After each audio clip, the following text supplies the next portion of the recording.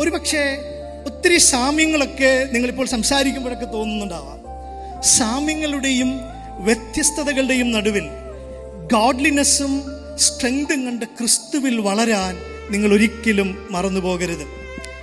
ബൈബിളിൽ മനോഹരമായി വരച്ചു കാണിച്ചിരിക്കുന്ന ദമ്പതികളുടെ ഒരു ചിത്രമുണ്ട്.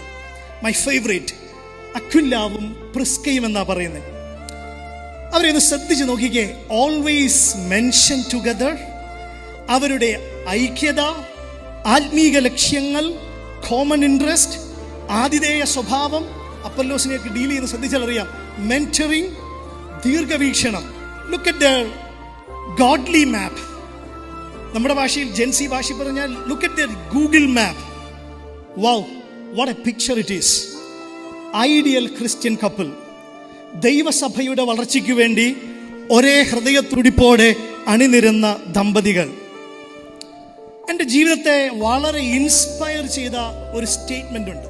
അതിങ്ങനെയാണ്: When couples love God first, they love each other better. ദമ്പതികൾ പ്രാഥമികമായി ദൈവത്തെ സ്നേഹിക്കാൻ തുടങ്ങുമ്പോൾ അവർക്ക് പരസ്പരം നന്നായി സ്നേഹിക്കാൻ പറ്റും. G means grow together, go together. ഒരുമിച്ച് വളരുക, ഒരുമിച്ച് മുന്നോട്ട് പോകുക.